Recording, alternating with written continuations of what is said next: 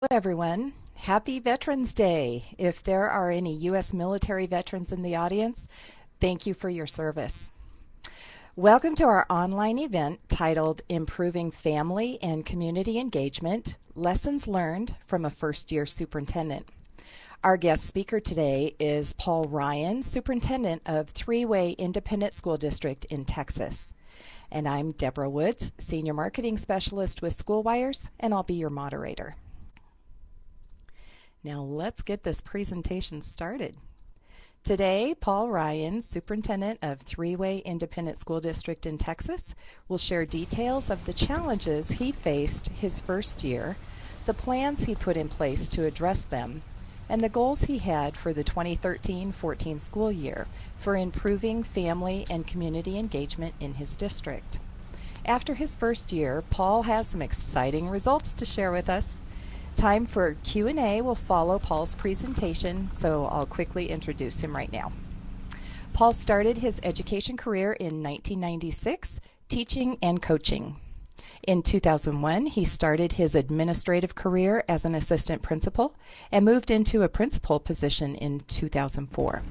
In 2013, Paul became superintendent of Three-Way ISD, and he's telling us that he's loving it. Education is a passion that Paul has committed his life to, and he's dedicated to improving schools and creating innovative 21st century learning environments for students. He has spoken on this topic of change at several conferences, including Tarleton State University Effective Schools and Texas State School Board conferences. So without further delay, Paul, the mic is all yours. My name is Paul Ryan, and first of all, I must say welcome from Texas. And it is a little, I was complaining a little bit earlier about being a little chilly here. Big cold front just moved in, and and that was a little, we're trying to adjust to that because it's been nice, pleasant 78 degrees. And then I know somebody's from Montana, and I think it's up like single digits up there. So for that, I can sympathize with you, and I can't imagine what that feels like. So, moving forward, I kind of tell you all a little bit about our story. And, Three-Way ISD, this is my second year at Three-Way ISD, and for many of y'all may not realize where Three-Way is located. First of all, it's not even located in a town. There's actually Three-Way many years ago was consolidated from three different towns that no longer exist now. They were called Johnsville, Pony Creek, and Chalk Mountain. And we're 9 miles east of Stephenville, Texas, which many have heard of. And so we kind of live in their shadow a little bit. So that's one of the challenges that I'll kind of address a little bit more as we go further along here. But we'll kind of get into some of the challenges that we faced right off. Some challenges that we faced right off is, for instance, our ADA. When I came on board, our ADA, which is average daily attendance, had just dropped below 50. And so it was 46. And in the state of Texas, when you have that 2 years in a row, they will cut funding. They always love to find a way to cut some funding. And so that was what we were facing. And we were in danger of losing $200,000. And so I found out right away when I came on board, I had to do something. I had to do something quick. So the more I got to looking at it, I began to realize, okay, sorry, I'm reading some of the text here, and I apologize for no picture. And but anyways, I'll move forward. But anyways, we're dangerous losing $200,000. So, and for our school district, that may not sound like a lot to some school districts, but to our little school district, that's big, and that's a big hit in our budget. We're going to lose our state funding. So what we did is we decided, we had to make a change there. We also looked at, I was looking at the perception that I was dealing with, and perception was not very good for our school district. And it was basically the perception was Three-Way ISD was dying and was kind of just fading away. And and maybe that was a little bit of truth to that. And as I said down a little bit further down there, maybe we were just hanging on. But that's something that I couldn't accept, and I knew, especially if there was things we can do about it. One of the first, I met with some parents when I just came on board, and they were checking their kids out, and there were going to be some junior high, had some junior high kids, and they were discussing about the fact that we weren't going to have some of the sports, and they made some cuts, and I was like, that is not the case. So we're keeping them, but they had already made their decision, and I was that was sad because we were already losing students, and the perception that they had is, well, they didn't want their child there anymore. It's dying, it's slow. It's I saw one of the questions how many kids we had. At the time we only had 51 kids, and and I was like, I got to do something about this. And we had more, but I just got done losing some kids, and so okay, we had to move forward, and we had to do something quick. So we had a quick plan. We had to make a quick plan. We had to move fast, and one of the things that we realized that we need to do right away is change the perceived look of three-way and three-way ISD. And one of the things is I had to quickly start telling our story, and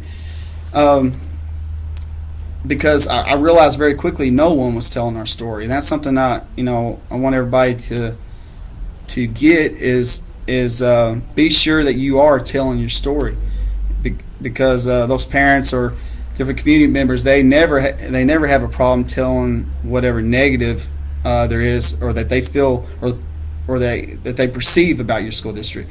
So be sure that you tell your story. And so I wanted to get that out there, and one of the quickest ways is I know the local paper, which is, like I said, we live in that shadow of Stephenville, so I wanted to quickly, a lot of our students, once they leave our 8th grade, and I didn't say that earlier, we are pre-K through 8th grade, so but our students will feed into Stephenville. So it's one of those things that we wanted to be sure and do is get those, make sure that we lost my train of thought a little bit there. I apologize, but we want to make sure that Stephenville, we were visible, that we were putting ourselves out there, and we were telling our story. So we ran an ad, nice color ad, and one of the things that we really focused on is some key terms, just talking about 21st century school, talking about some of the goals that we had, both online and at school. We talked about one of our goals right away was bringing on some iPads, and we were going to do that for pre-K or for all 3 through 8th graders. And I wanted to make sure that we told that story, not just do it, but we wanted to be able to tell everybody that that we were going to do that right off. We want to tell that story. We want to tell them that those good things that we were going to do. One of the additional things that I wanted to be sure and put out there was the physical appearance. I wanted to discuss about our physical appearance of our school. Just curbside appeal. When you first drive up, and there were some things that I could do that didn't really cost a lot of money, but I wanted to take action and do that right away. And there were some things I could do myself.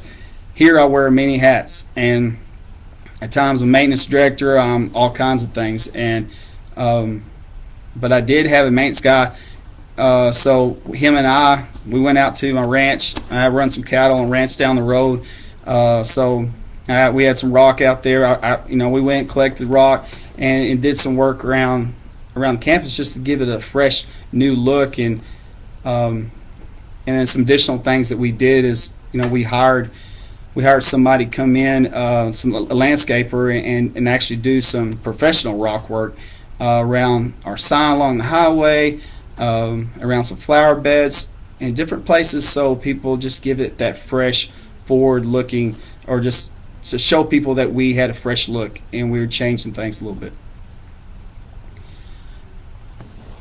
And as you can see, one of the things that we changed as fast as we could was our logo. Not that there was anything really wrong with the old logo, but they'd had that logo for a long time. So it's one of the things we wanted to change. And yes, that looks like Texas Tech. Well, I do have a daughter that goes to Texas Tech, so yes, that's kind of where I got it from. Any Red Raiders out there, by the way, you ought to post in there. I won't hold it against you if you're an Aggie or anything like that. But yes, that is that's the logo that we decided to go with, and that has changed a lot. That right there, students are proud to wear. We have sweatshirts, T-shirts. People love it, and that right there has made a big change. Once again, we're telling our story. We're showcasing our school district, and that's gone a long ways, and that's really helped out. All right. So some of the goals that we had for 2013-14, and by the way, y'all, I was wearing a jacket for y'all, sports coat, but since I'm not on camera, I'm going to take that off because it's a little warm in here. So, anyways, but all right, some goals that we had for 2013-14 was, okay, we want to increase our ADA above 50. We want to advertise in every paper, online paper. I wanted to switch the website. Our website at the time was a little dated, and I worked with Schoolwires when I was at Toller ISD. Toller is near here, about 30 minutes away, but they are located southwest of Fort Worth, about 40 minutes or so on Highway 377. But I was there at Toller for 9 years, and so I worked with Schoolwires a long time. So I knew I had a good idea what they look like as far as familiar with Schoolwires. And I'd done a lot. I spent being there 9 years. I knew how to work Schoolwires, knew how to work with my teachers as far as their websites, and I left there. Teachers being having very interactive websites, and we'll talk a little bit more about that. So that was one of our goals. Another one of our goals was complete some landscaping and to improve the eye appeal for visiting parents, and also to purchase iPads for grades 3 through 8. And some of this I realize I've already mentioned, but we also wanted to add a new digital sign along the highway. We're right on a busy highway, Highway 67. So we want to be sure and get that. And we don't have a big budget here, so I went and knocked on some doors and, maybe begged a little bit too. And, and anyways, we got, as of right now, we had half of that sponsored. So saved us a tremendous amount of money. But that's something that's going constantly and putting out our story, telling the things that we're doing. So bottom line, showcase your school, and that's one of the things that we wanted to do, is we wanted to showcase our school district. All right. All right. Some of the results and some of the new goals that we had in 2014-15 this year is in 1 year, with ADA of 46 and population of 51 students, we started the year this year, or currently we actually have 92 students now. And there's several things that contributed to that, and I'll kind of discuss a little bit, maybe a little bit more here in a minute. But, one of the things that we want to do, we had to get our ADA over 50. And a quick little thing, if you're from Texas, you might be familiar with this, especially if you have less than 100 students. There's something in Texas called sparsity adjustment, and so you have to have over 50 students. You have to have, or to lose your state funding. But there's different benchmarks to receive a certain amount of funding for little schools like ours. So, so that's one of the things that we had, we discussed earlier, that we had to get over 50 on our ADA. So what we did is we actually added a 3-year-old pre-K. And because our population here, we have a lot of dairies in the areas, and there are a lot of families here that couldn't afford childcare. So one of the things that we needed to do was get these kids in early on, and that was a big asset. That really helped. So So that added students. That also increased our ADA, helped us out a little bit there. We our first year we had significant increases in our STAR results, and for those not from Texas, that's our state assessment, and that we love so much. And there was no sarcasm in that at all. But one of the things we also wanted to do is we wanted to expand our athletics. I wanted to make sure that we were offering the same programs that other school districts in the area were offering. And in Texas, football is very important. So, and we didn't have a football field. So I was like, let's start. Why not? We have the kids to do it. And so we scratched out, used the county commissioner, kind of helped. We were very resourceful. We scraped off a little practice area, and we had our first 6-man football team ever, and it was great. It was awesome, and it really helped. And that right there kept junior high kids here, kept them from leaving and going to other school districts, and so that was a big asset. Another thing we did is we added a new music program this year. We had band, but band wasn't really working for our population because we just didn't have enough kids in junior high to really support it. And my band director, he retired last year, so I had to come up with something. I didn't want to lose that fine art, so one of the things we added was we wanted to begin a new music program.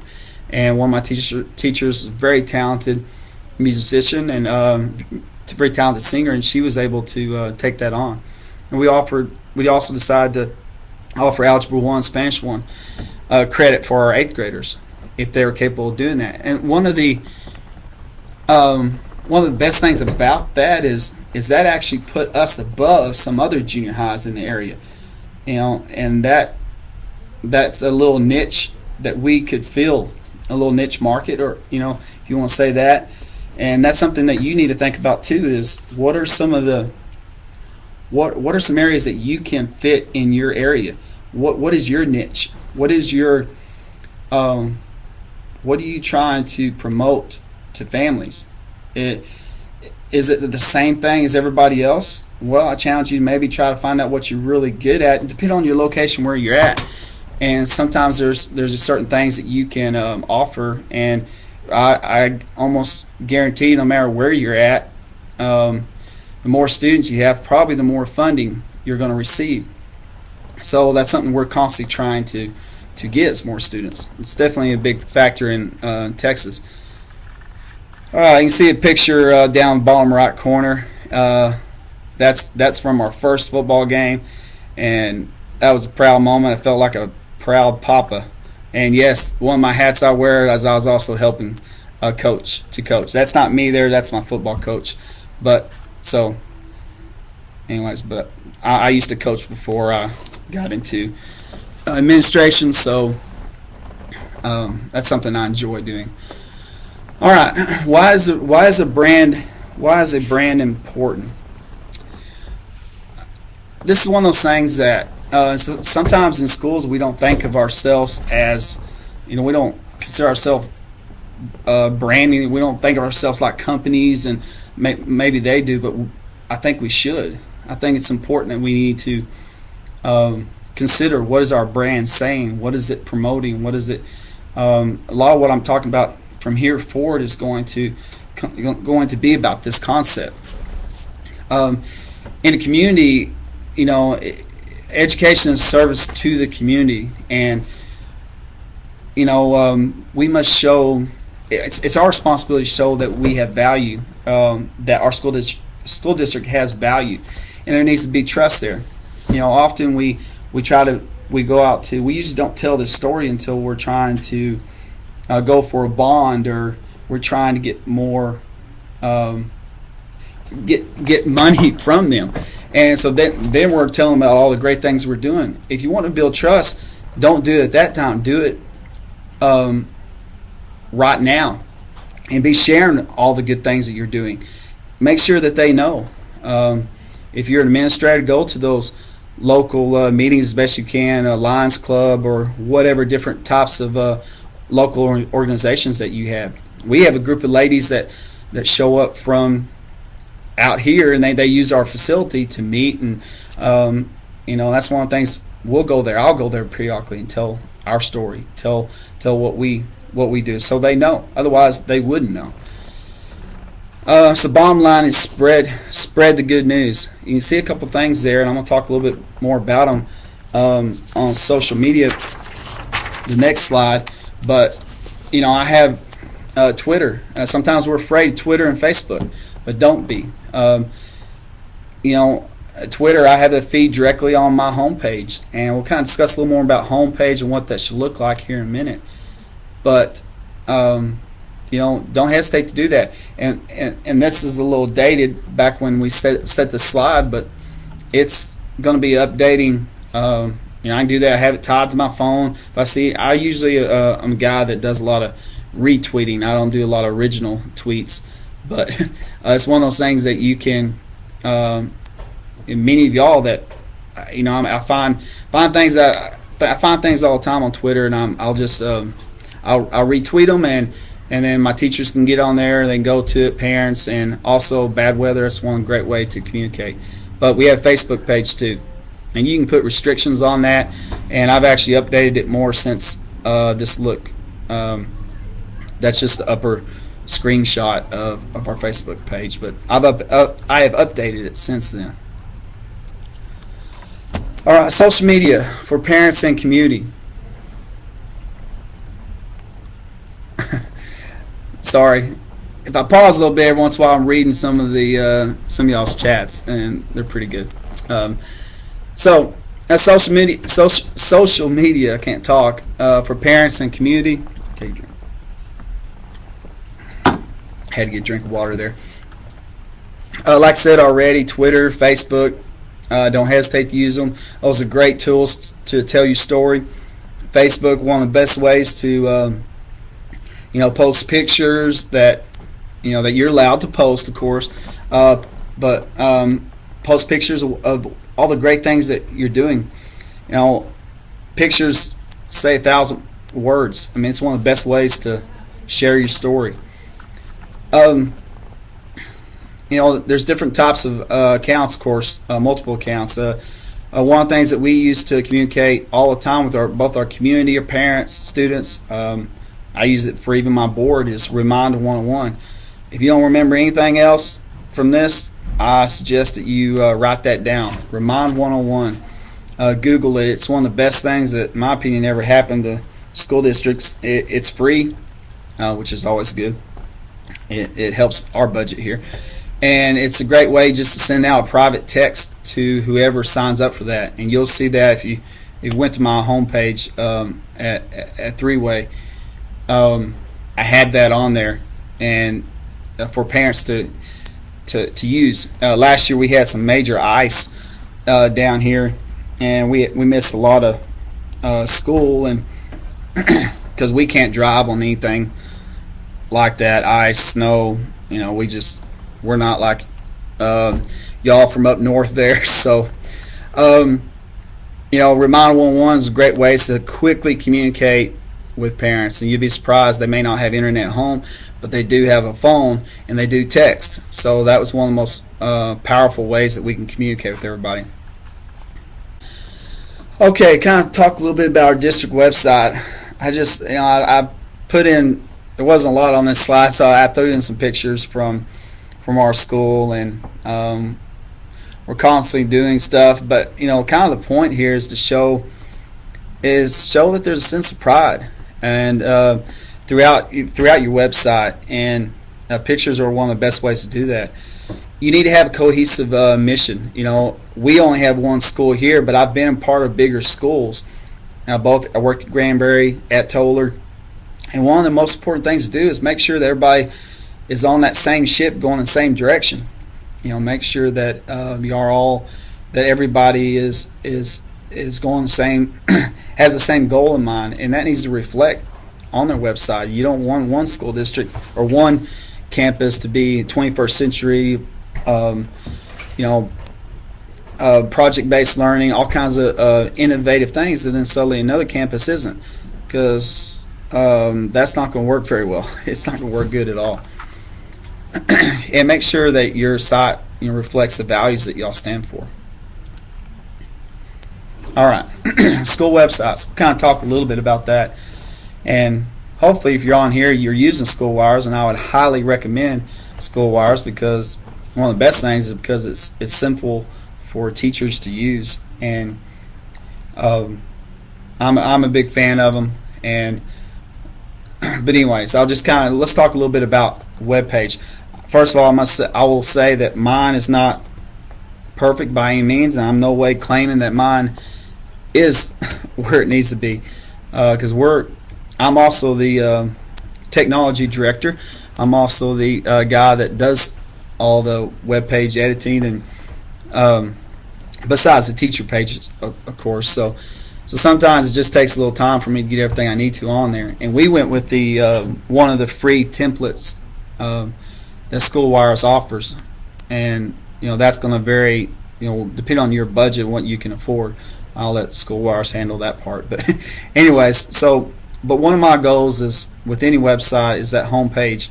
That's what parents are going to see first. And when you're trying to advertise, when you're trying to tell your story, when you're trying to showcase, don't get real wordy. Nobody wants to get on a website and look on there and see just nothing but a bunch of wordy, and they have to sit on there and read forever and ever.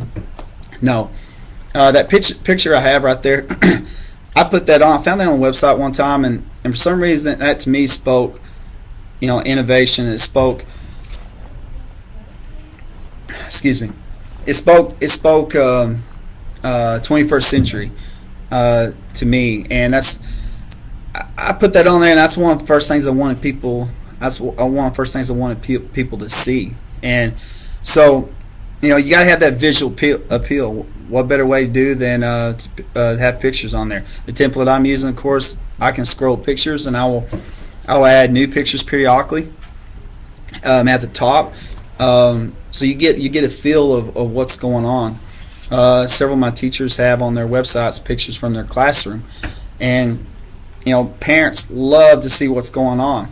We're always talking about we want to bring parents into the classroom, or we want to bring parents into our school and get them more involved. Well, sometimes it's difficult to get them to actually come up there, but allow them to go virtually into your classroom. When they get to see that you're doing projects, that you're doing hands-on learning and doing different innovative forms of instruction, why not showcase that, show that? And pictures are one of the best ways. So don't allow it to be too busy on that homepage. Don't get too much. Be concise. On our page, we have announcements on the right. I have some key links to get to certain things.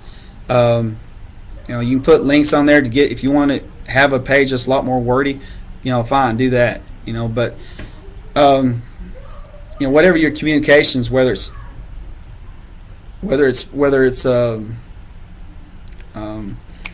I'm blanking out. Whether it's Twitter, Facebook, whatever, you can provide those links on that homepage. How am I doing on time here? Okay. All right. Emergencies. It's a great place to just train your parents that you're going to, where your emergencies are your communications, and to look on there. My parents knew they could go on there because I would always post it, even from home, no matter where I'm at. And I would post it on Facebook, I'd post it on Twitter, and I had my little red folder and had all the stuff that I need to do last year when it was bad weather. And that was a major asset, and that really helped us out. Somebody mentioned down here in the chat your e-alerts.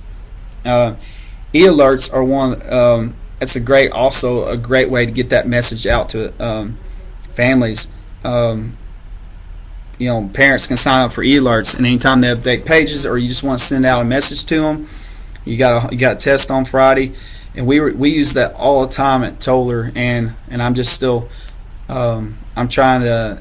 That's one of the things we're working on here at Three-Way, that we're slowly going, but we're doing it. Let me see. Let me move on here. Oh, I want to mention this comment down on the bottom right. Last year, one of my favorite comments, I had parents say, they liked the feel of our website, and I was a little embarrassed because I was like, oh, well, to me it wasn't where I wanted it to be, but they said they loved the feel. They loved the feel of it. They loved reading about the teachers and what they stood for and what they were about, because all my teachers have a little page and just kind of telling about themselves and their family, and that was something that meant a lot to this parent, and she brought her kid here for that reason. So that was something that was important, or that really helped out. Talking a little bit about teacher websites, and kind of some opportunities where this can be more than just pushing information out. It can be a great platform to provide, to be interactive for both students and teachers. And one of there's a lot of 21st century instructional practices that you can do with your website. And one of the things that we did, my staff here, being I'm kind of new here, they're still kind of learning, but when I left Toller, one of the things that I had several teachers doing was posting videos. Students would go on there for their homework. They would get their assignments. If they were doing centers, sometimes they would go to a certain computer and they'd go to the website. And bottom line, it's a great way to be interactive. And I say interactive platform because it's just that. If you use Edmodo or some other tool, you can provide those links off your website. And what better way than to put it all in one single site, so it's efficient, so parents, so students can figure out where to go. Another thing that parents can see what's happening. One of the things I did this year is that I kind of tried to help out the teachers a little bit, because sometimes, hold on, I'm gonna get a drink real quick. One of the things that you need to do with parents is that they need the opportunity to, I lost my train of thought. I had to get that drink, and then it went shoo, went way off there. I was on a roll too. Yeah, I don't even remember now. Oh well. I'll just kind of continue some of the stuff. Sorry about that. Some of the stuff that we have posted on there, resources for students. They can go on there, both parents, working at home, and that's something we're trying to constantly build here. But I know what I was going to tell y'all. One of the things parents or teachers will a lot of times say is that, well, I just don't have time to do this. I don't have time to work on my website. And one of the things I would constantly try to challenge you or challenge your principals to do is to teach the concept of replacing and not adding. And one of the things that we did this year is, instead of turning in lesson plans to me, I told them, and we're still working on this, but I said, you're going to do your lesson plans anyways because you got to have them.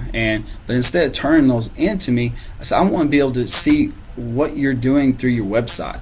And I said, post it on your website. And we're kind of still struggling with the format and struggling to try to figure out the best way to do that. But the whole idea is if I can see it, other people can see it. And that's one of the best things. Is I want parents, I want community, I want them to see what we're doing. And our stories should be saying that we're trying to be, that 21st century school, and that's the thing that we're trying to push for. Is it where we want it? No, it's not where we want it yet, but it's something we're working toward, and we're constantly trying to do. One of the things that I know you can do with Schoolwires, and at Total we had done a whole bunch of this, is use of blogs. And sometimes people are scared of that, what students might post, but once again, you can moderate it. You can do it to where you can screen everything. But it's a great way for students to publish their work or to showcase their work. Some of the things that I wrote down, flipped in the classroom, showcase, putting those videos on there. That's a great way to do it. You can do it with this very easily. And also any type like project-based learning. and show what they're doing. If you're filming your students, showcase that. Just earlier this year, my 8th grade, we have a leadership class in our junior high, and one of the things that they wanted to create was a bullying video, and that's one of the things I helped them with, and it was great. It was a lot of fun, and I enjoyed doing that. But I would show them they use we have a green screen in our computer lab, and they just use the iPads, and they film different scenes. We put it all together, edited it together. I made them be the director, and they had to tell me what they wanted, and kind of showing them how to do all that. It was a blast. We had a lot of fun, and that's on our website. I believe under Coach K, Colby K, if you want to check that out. So we had a lot of fun with it. All right, let me move on because I know time's somewhat running out on me. Okay, some of the results that we had after the first year is that recognizable brand across the district, school, and teacher websites. Now when we go places, people are recognizing that TW. And I see one there. Somebody's asked me where did I get the green screen. I got it on Amazon, and we found it on there, and didn't cost a whole lot. And you can contact me later. I can tell you all kinds of neat things you do with it, and it's not hard. But sorry, my ADD was kicking in. I was reading some of y'all's chats there. All right, a recognizable brand, and that people want to wear our T-shirts. Parents are buying them, students are wanting to wear them, and we just simply have that TW on the front, and we wrote a little slogan on the back. Our mascot's the Braves. So, I think one of the things we had with Brave Wings, we will fly, or something like that. So we had that on the back of the shirt. Let's see, we're getting a lot more activity. This may not be a lot for some bigger school districts. For us, and being that we really get this going, I think Jessica, you're on here, but I don't think we really got this started till almost November of last year. But it's more now, but that really helped us. And you can see a picture from bottom left was from our first year. Yes, we're small. Once again, we're only pre-K through 8th grade, but we took up a lot more space on that wall to get everybody in this year, and coming close to doubling our population here. And next year, based on our projections, being that we're only graduating 4 8th graders, and we have a group of 3-year-olds, 15 of them, I believe, 12 of them. So we will be exceeding 100 students next year, and so we're excited. And yes, so far we have the facility to be able to house them and be able to fit everybody in there. Okay. All right. One of the questions was total enrollment in 3-way. Currently, we have 92 students, pre-K through 8th grade. Our largest class is of 4 in kindergarten students. We combine them, and we have 18, 19 students. So for us, that's big, but I have a really good teacher in there.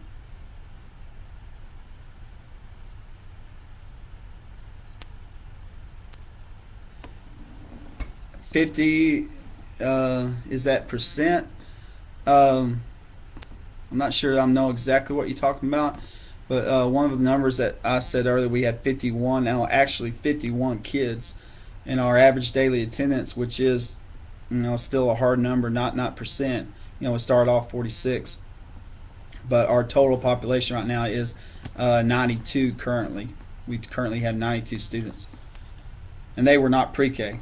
I saw somebody mention something down at the bottom about, do we see something about increased number of low SCS? We are our numbers here for free and reduced we're 80, 81, 82%, and so that's something that really that's been pretty consistent. But one of the best things by adding 3-year-olds is that actually increased our, that early intervention, get them going on the right foot, providing that early help. Yeah, that's a good question, the almighty question there. How do we fund pre-K? Well, when you're looking at losing $200,000, it's worth investing the money in getting a teacher for that. So when we started this, we decided to bite the bullet, and we actually, when we started last year, it was March before we actually began. So we just had to bite the bullet, and we had somebody on staff that was certified. She's actually one of our instructional aides, so we went ahead and transitioned her into that position, and she did a wonderful job. And this year I had to do get a little creative on my budgeting, but it didn't cost us a full teacher, but it did cost us a little money that we had to come out of our fund balance. But it was an investment that we had to make. It was important. It had multiple benefits for us, and we really needed that to ensure that our ADA was going to be over 50.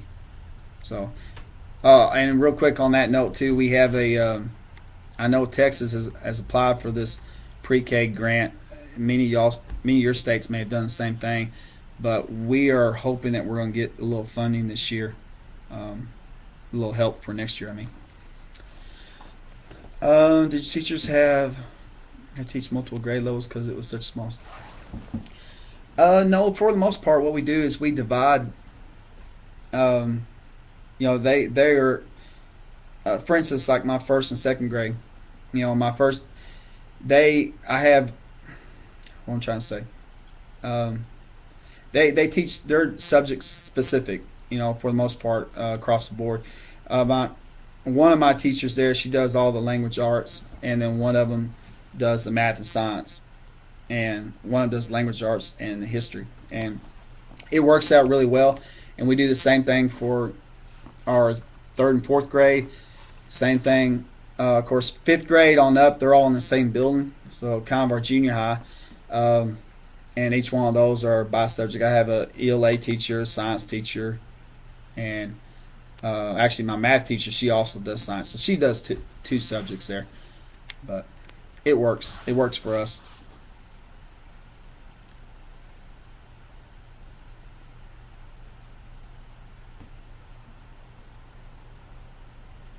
Okay, what do we do to increase basically attendance?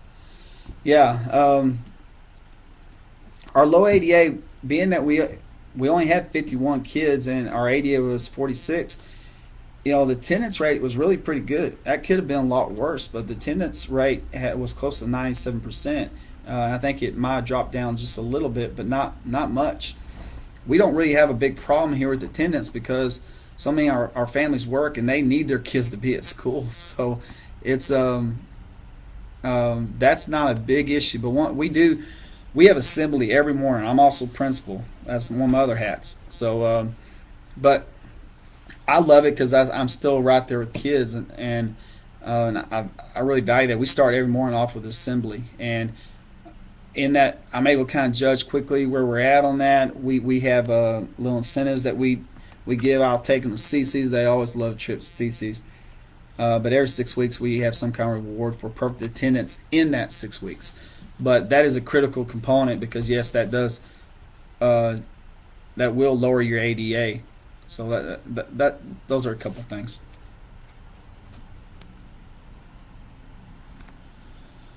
Who controls what goes on the website and who does? I'm the one that does all that, pretty much. I wear that hat, and let's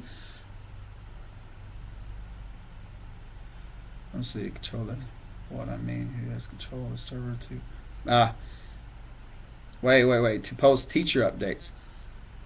I guess we're talking about teachers actually doing their web pages. That's the best thing about Schoolwires is they can be provided access to just their web page, and where that's the only thing that they have access to, and you can decide who has access to what and to what pages, and they need to be trained on what's appropriate and what's not. But and once they get it, it's not that hard. They learn pretty quickly, and Schoolwire is very easy. I've seen some other school districts where one of the mistakes that they make is they put all this in the hands of a technology person, and I'm not trying to hurt anybody's feelings, but in my opinion, if they aren't in education, or if they don't have an education background, I don't know if that's the appropriate person to tell the story of the district. So teachers need to be telling their story on the pages, and then as principal or administrator, you need to be watching that and looking at it. But as far as back to your original question, I'm the one that kind of handles all of that. I do contract that technology guy, but he's handling more logistical things, your servers and troubleshooting, handling things around here. I can do some, but I have to get his help a lot. Do you have staff website standards? Yeah, one of the things I do at the beginning of the school year is I discuss with everybody. We have some training that we do, and I make sure that everybody knows certain things I want them to do. It's a learning process for my staff here, but we kind of had that refined, pretty good back at Toller when I was there. It takes time, but you got to train them and make sure that they know what pictures to post and what pictures not to post. You got to work with them on, if they're going to do the blogs, how do you moderate that? How do you make sure that students aren't going to be kids and sometimes do things that they don't need to? A lot of that will refer back to your acceptable use policy that you should have in place. So anyways, we went over some technology standards, and we don't have enough time today to talk about those standards, but I have goals for every one of our grades, kindergarten on up, expectations that we have. Let's see. Okay, going. What's that next question?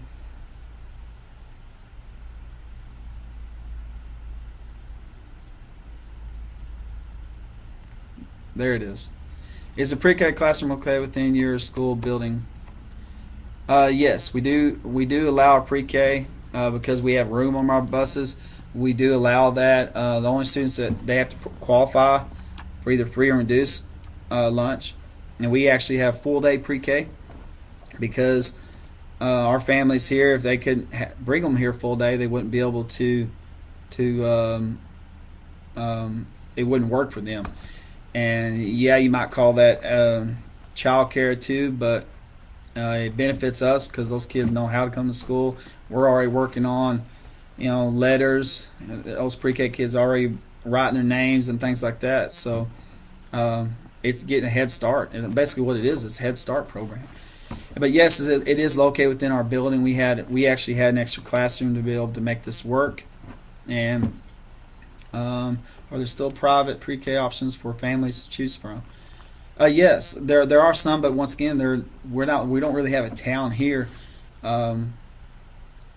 So some of them have there's options in Stephenville, but that becomes a transportation issue, and it's free for us. It's free if they bring them to us. So we don't charge them because we do get money for them. And somebody asked that about funding. We get half an FTE or half credit for that child. So we do get revenue for them.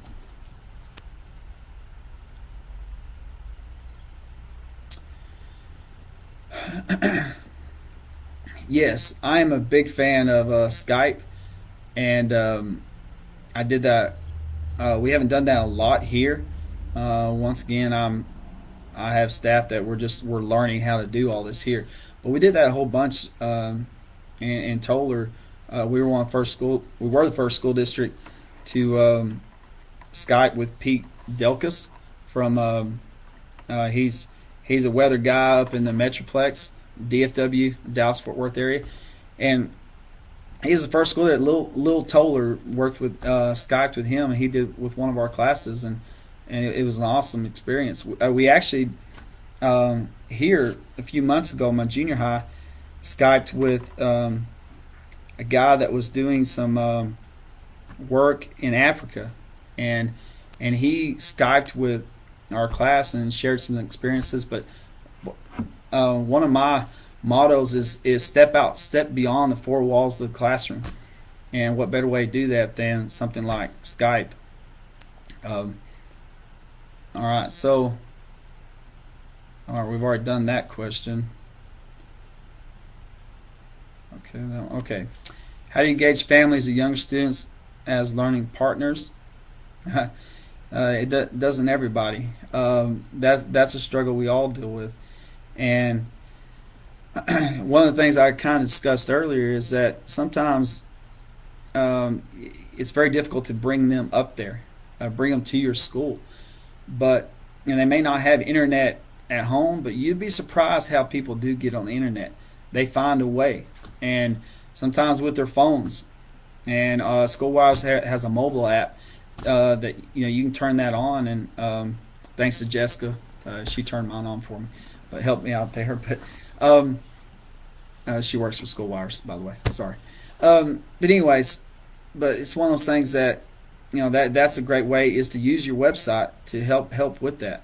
One of the things that we do here is we actually, as much as we can, we have we had a big carnival, and oh my goodness, I didn't realize how big a deal it was until I got here. That was huge. But one of the things we're going to be doing this semester and next semester is having a showcase night, and it's kind of an opportunity to show some of the projects that we've done, and whether it's videos that they made, different type of project-based learning, things that they've done. It's a great opportunity for students to practice that communication that we want all students to learn how to do. But any chance you can to do stuff like that and to show kids, show them off, and to tell your story, do it. Try. But with young kids, it's a challenge, and as much as possible. My pre-K teacher, she does a great job posting pictures and stuff in their classroom. Yes, we do. Not sure what your question beyond that is, but just like really any school district is, we're part of especially a co-op, and fortunately, all of our students can stay at our school, but they come and help. They come and help with that. So it works out really well for us.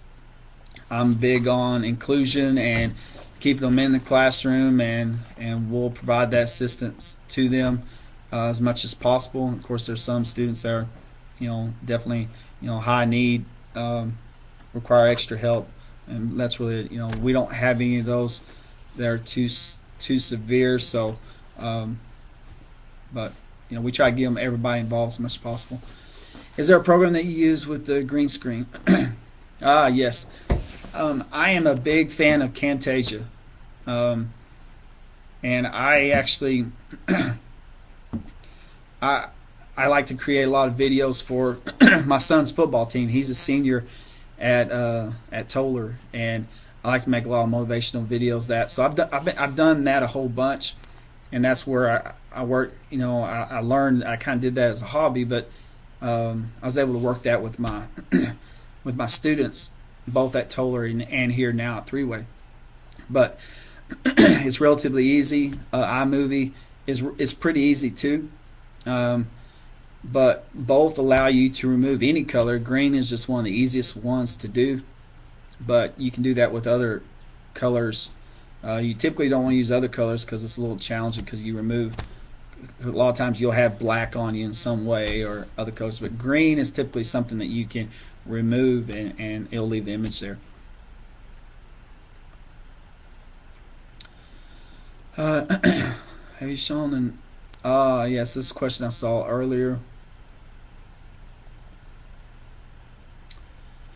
Yeah, I would say that's definitely true, but you got to kind of understand with our school district being 80% low SES, everybody's kind of in that boat. So, and being that we don't really have much of a town here, when we do have something, it's big. It's big news. It's everybody wants to go to it, and you know, it's what that old saying: if you build it, they will come. If you have it, they will come. If you have food, they will really come. So things like that, you want to try to, don't be afraid to open your doors, get people to come. And once again, I keep going back to this: tell your story.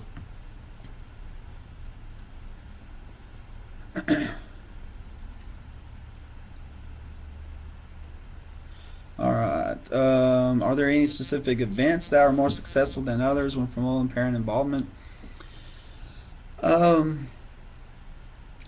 me see. That's a little bit of a challenging question. I say one of the best ones, I would say definitely that Carnivals is by far one of the best ones. The showcase, that's going to be something new for us. We, at the beginning of school, we have a meet the teacher night. A lot of school districts do that. But, one of the things that we really, while we have them there, and we get them involved and get them there, we get them signed up on Remind 101. You can get them signed up on your e-alerts.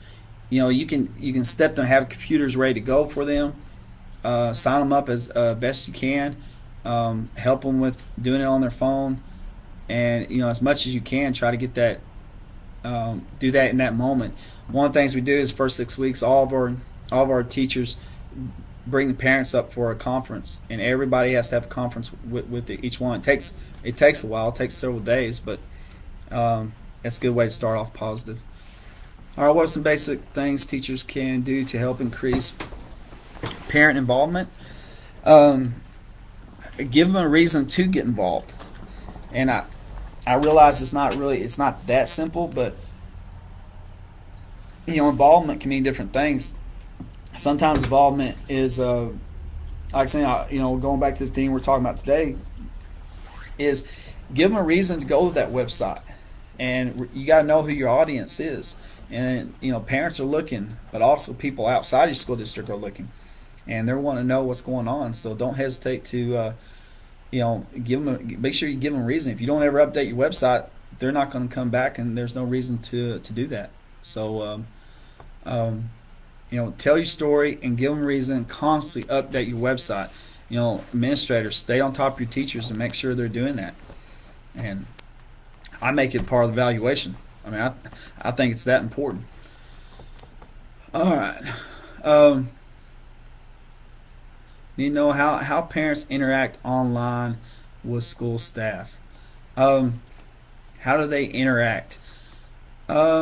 Sometimes one of the things you can do is Schoolwire allows this is you can have your own blog.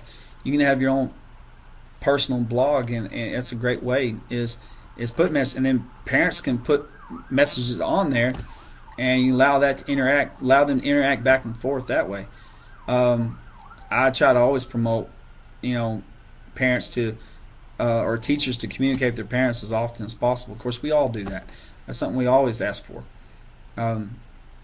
But that's why we start off the year with that positive meeting with all the parents, and that helps out in a big way. And you can start those line of communications once you've broken down that meet and greet part.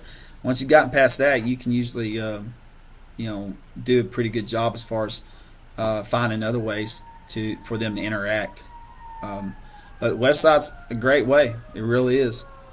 And they're less intimidating. So yes, we do provide breakfast for kids here, and part of our we get some money for that. So but yes, it's a very important part, based on our population that we have. Sometimes that's the only the meals that we provide here are the only good meals that they will get. So it's definitely an important part. But yes, we do.